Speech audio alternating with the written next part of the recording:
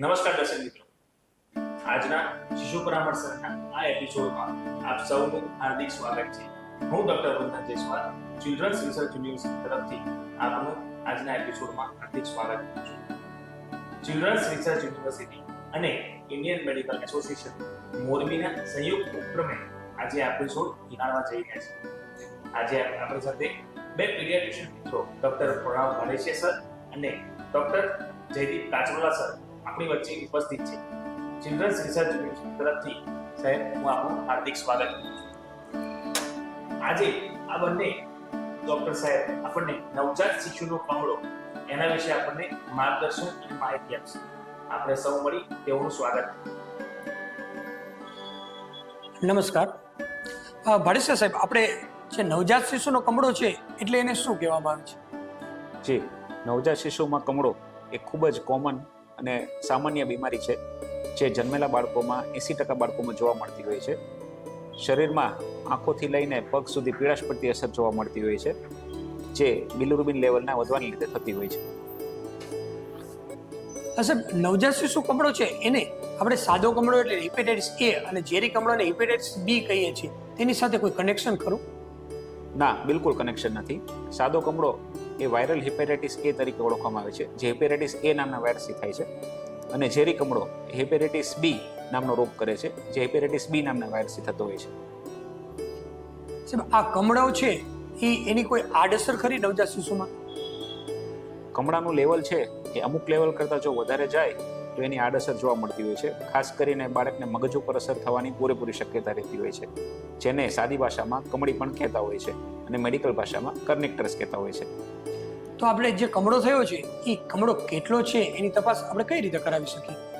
સામાન્ય રીતે નરી આંખે પણ કમળાની આપણને થોડોક અંદાજો આવી જતો હોય છે, પરંતુ એનું એક્ઝેક્ટ લેવલ જેનું માપ જો આપણે જોઈતું હોય તો ટોટલ સીરમ બિલિરુબિન નામનો એક લોહીનો રિપોર્ટ કરવાનો રહેતો હોય છે, જેનાથી આપણને ચોક્કસ અંદાજો આવે છે કે કમળાનું માપ કેટલું છે. તો આપણે આ કમળો છે નવજાત શિશુને એવું આપણે ખબર પડી તો હવે આપણે એને બાળકને ચેકઅપ કરવા માટે ક્યારે લઈ જવાનું? જ્યારે પણ તમને એવું લાગે કે બાળકની પીળાશ પડતી અસર દેખાય છે ત્યારે તમારા બાળકોના ડૉક્ટરને બતાવી તેનું ચેકઅપ કરાવવું જરૂરી છે, જેથી આપણને થોડો અંદાજો આવે કે કમળાની અસર બહુ ઝાઝી તો નથી ને. સાહેબ, આપણે જે વાત કરી કમળાના માટે સીરમ બિલિરુબિન નામનો રિપોર્ટ કરાવો, આ સિવાય બીજા કયા કયા રિપોર્ટ હોય છે?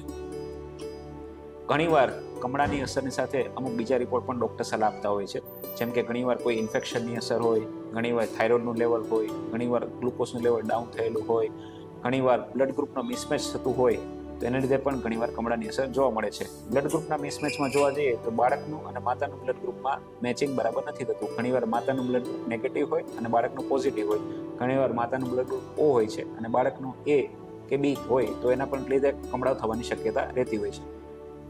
સરસ વાત કરી સર કે કમળાની માત્રા સાથે બીજા રિપોર્ટો કરવા પણ જરૂરી હોય છે, જેમ કે થાઇરોઇડ, G6PD અને બાળકનું બ્લડ વધારે તૂટતું નથી ને, જેમ કે હિમોલાઇસિસ થતું નથી ને, એટલે ફક્ત કમળો નહીં પણ સાથે બીજા રોગોનું પણ જો આપણે શંકા જતી હોય તો રિપોર્ટ કરાવવા જરૂરી હોય છે.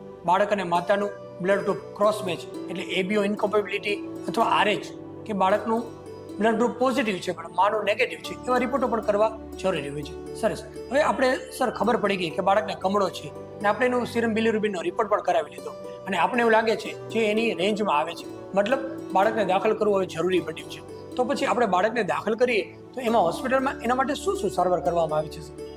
જ્યારે પણ કમળાનું લેવલ અમુક લેવલ કરતાં વધારે જોવા મળે બિલિરુબિનનું લેવલ, તો એના માટે બાળકને હોસ્પિટલમાં ડૉક્ટરની દેખરેખ હેઠળ દાખલ કરવું પડતું હોય છે. આ જે ટ્રીટમેન્ટ કરવામાં આવે છે તેને ફોટોથેરાપી કહેવામાં આવે છે, જેમાં બાળકને બ્લુ લાઇટની નીચે રાખવામાં આવે છે.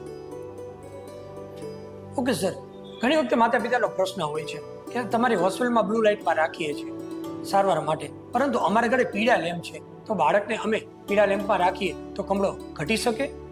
એ બાબતમાં આપનું કહેવાનું શું છે સર? જી બિલકુલ, આ માન્યતા બિલકુલ ખોટી છે. પીળા લેમ્પની મદદથી કમળાની અસરમાં કોઈ પણ ઘટાડો જોવા મળતો નથી. હા, થોડો ગરમાવો મળી જતો હોય છે શિયાળાની સિઝનમાં, અથવા ઓછા વજનના બાળકો પાસે પીળો લેમ્પ રાખીને આપણે એને ગરમાવો આપી શકીએ છીએ, પરંતુ કમળાની અસરમાં કોઈ ઘટાડો થતો નથી. ઓકે સર, આપણે બાળકને એડમિટ કર્યું, બ્લુ લાઇટ જે તમે કહો છો ફોટોથેરાપીમાં પણ રાખ્યું, પણ સાથે બીજા કઈ કઈ વસ્તુઓનું કન્ડિશનનું આપણે ધ્યાન રાખવું જોઈએ હોસ્પિટલમાં બાળક દાખલ હોય ત્યારે? જો બાળક માતાની સાથે જો રૂમમાં દાખલ થયેલું હોય તો માતાનું ધાવણ બરાબર જાય છે કે નહીં તે આપણે વારે ઘડીએ ચેક કરતા રહેવું જોઈએ. પેશાબ કેવો થાય છે એ ચેક કરતા રહેવું જોઈએ. મળ બરાબર થાય છે કે નહીં, શરીરનું તાપમાન તો વધતું તો નથી ને, વજન બરાબર રેગ્યુલર વધે છે ને, બીજી કોઈ તકલીફ જો નોંધાતી હોય તો તરત જ ડૉક્ટર આપણને જણાવતા હોય છે. હવે માતા પિતાને પ્રશ્ન હોય છે કે બાળક આપણે ફોટોથેરાપીમાં રાખીએ ત્યારે બહુ રડે છે અને જ્યારે એડમિટ હોય ત્યારે આંખ ઉપર બ્લુ કલરની પટ્ટી અથવા બ્લેક પટ્ટી લગાવવામાં આવે છે અને ડાયપર પહેરાવવામાં આવે છે. તો આ જો અમે કાઢી નાખીએ તો ન ચાલે, કારણ કે બાળક બહુ રડે છે. એ બાબતમાં આપ શું કહેવા માંગશો? બાળકને જ્યારે ખુલ્લામાં રાખવામાં આવતું હોય છે તેનું એકમાત્ર કારણ એ છે કે બાળકનો ચામડીનો જેટલો ભાગ બ્લુ લાઇટની નીચે રહેશે વધારે એટલો કમળાની અસર ઝડપથી ઓછી થતી હોય છે. હા, અમુક સંજોગોમાં બાળક રડતું હોય છે તો આપણે એનું રડવાનું કારણ જાણવું જરૂરી છે.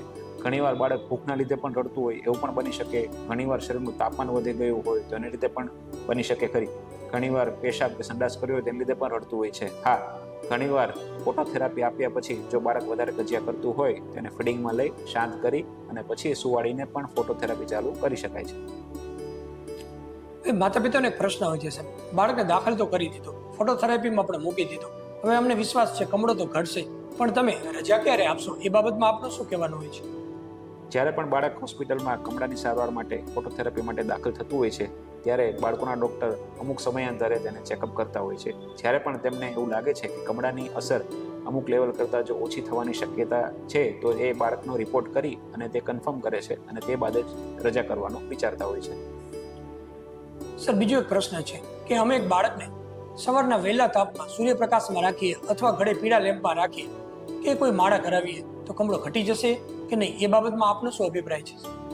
આમ જોવા જઈએ તો સૂર્યપ્રકાશથી વિટામિન ડી મળતું હોય છે, કમળાની સારવાર પોસિબલ નથી થતી. હા, અમુક ફ્રીક્વન્સી જે હોય છે જે કમળાની અસર ઓછી કરવામાં મદદરૂપ કરતી હોય છે, પરંતુ જે હોસ્પિટલમાં દાખલ થઈને ફોટોથેરાપી આપતા હોય છે તે ફ્રીક્વન્સી એને એ સમયે અને એટલા સમય પૂરતી મળવી એ ખૂબ જ મુશ્કેલ હોય છે. માળા અને એ બધી વસ્તુઓ તે અંધશ્રદ્ધા છે, એનાથી કોઈ પણ જાતનો ફાયદો થતો નથી. સરસ. સરે વાત કરીએ કે સૂર્યપ્રકાશની જે વેવલેન્થ હોય છે જે ફોટોથેરાપીની વેવલેન્થ કરતાં અલગ હોય છે. જે બ્લુ લાઇટ્સ હોય છે એમાં 525 થી 575 નેનોમીટર વેવલેન્થ વાળી લાઇટ બ્લુ હોય તો જ કમળો ઘટે છે. અને જે કમળો ઘટતો હોય છે એમાં ફોટો ઓક્સિડેશન રિડક્શન જે બિલિરુબિનનું થતું હોય છે અને એના દ્વારા બિલિરુબિન બાળકના મોઢ અને પેશાબમાંથી બહાર નીકળતું હોય છે, તેથી જ કમળો ઘટે છે. સૂર્યપ્રકાશથી કે ઘરમાં પીળા લેમ્પ રાખવાથી કમળો ઘટતો નથી. અને બીજી વાર જો કમળો થશે કે નહીં એવું જો સગાવાલા પૂછે તો એ બાબતમાં આપનો શું અભિપ્રાય છે? જો બાળકને કમળાની સારવાર બાદ ઘરે ગયા પછી અમુક વસ્તુનું ધ્યાન જો ના રાખવામાં આવે તો ફરીવાર પણ કમળો થવાની શક્યતા બિલકુલ રહેતી હોય છે. જેમ કે બાળકને જો ધાવણ બરાબર ના મળતું હોય, બાળકનું જો વજન ઘટતું હોય અથવા બીજી કોઈ અન્ય બીમારી લાગી હોય, ઇન્ફેક્શનની અસર થઈ હોય તો પણ કમળો બીજી વાર થવાની પૂરેપૂરી શક્યતા રહેતી હોય છે. સાહેબ, બીજો એક ઘણી વખતે સગાવાલાનો પ્રશ્ન હોય છે કે અમે જન્મ વખતે જે હેપેટાઇટિસ બી ની વેક્સિન મૂકવામાં આવે છે, અમારી વેક્સિન રહી ગઈ હતી અને આ બાળકને કમળો થયો છે, તો એ બાબતમાં તમારું શું કહેવું છે? જે હેપેટાઇટિસ બી ની વેક્સિન છે અને આ નવજાત શિશુનો કમળો છે એ બેને કંઈ કનેક્શન કે લેવા દેવા છે? જે બિલકુલ નથી. ઝેરી કમળો જે છે હેપેટાઇટિસ બી જે કરતો હોય છે એ અને નવજાત શિશુમાં થતો કમળો એ બંને વચ્ચે કોઈ કનેક્શન નથી. નવજાત શિશુમાં થતો કમળો એ બાળકના લીવરની મેચ્યુરિટી પરિપક્વતા ઓછી હોય એના લીધે થતો હોય છે, અને જ્યારે ઝેરી કમળો હેપેટાઇટિસ બી નામના વાયરસથી થતો હોય છે જે વેક્સિન આપણને જન્મ વખતે મૂકવામાં આવતી હોય છે. બીજું સાહેબ, ઘણી વખતે સગાવાલા એવો પ્રશ્ન પૂછતા હોય છે કે એના બાળકના બ્લડ ગ્રુપ પોઝિટિવ હતું અને મમ્મીનું બ્લડ ગ્રુપ નેગેટિવ હતું આગળની ડિલિવરીમાં, અને એ વખતે અમે એન્ટીટી નામનું ઇન્જેક્શન જે ગાયનેકોલોજિસ્ટે સજેસ્ટ કર્યું અને અમે આપ્યું છે, તો પછી આ બાળકમાં બીજી વાર કમળો શા માટે થયો અને અગાઉ જે એન્ટીટી ઇન્જેક્શન આપેલું હતું એના ફાયદા શું હોય છે? એન્ટીડી ઇન્જેક્શન છે એ એવી માતાઓને આપવામાં આવે છે કે જે માતાનું બ્લડ ગ્રુપ નેગેટિવ હોય અને અત્યારે જે બાળકનો જન્મ થયો હોય એનું બ્લડ ગ્રુપ પોઝિટિવ હોય, જેથી કરીને હવે પછીની પ્રેગ્નન્સી કે સુવાવડમાં જે બાળકનો જન્મ થવાનો છે એને જન્મજાત કમળો થવાની શક્યતા ઓછી રહે. એટલે એન્ટીડીની મદદથી હાલના બાળકને કોઈ ફાયદો થવાની શક્યતા નથી રહેતી, પરંતુ હવે પછીની જે સુવાવડ કે પ્રેગ્નન્સી જે રહેતી હોય છે એમાં જો કદાચ બાળકનું બ્લડ ગ્રુપ પોઝિટિવ રહે તો એને લીધે બાળકને કમળો થવાની શક્યતા હોય છે એ આપણે ઘટાડી શકીએ છીએ. સરસ sir, thank you. Doctor Pranav Bhadesiya સરે આપણને આ નવજાત શિશુના કમળા વિશે માહિતી આપી એ બદલ આભાર. થેન્ક યુ જયદીપભાઈ. તો દર્શક મિત્રો, આ બંને મિત્રોએ આપણને નવજાત શિશુનો કમળો એ વિશે ખૂબ જ સરળ અને સમજી શકાય એવી ભાષામાં આપણને માહિતી આપી. તે બદલ તે બંને મિત્રોનો આપણે આભાર વ્યક્ત કરીએ છીએ. અને હવે મળીશું આવતા એપિસોડમાં.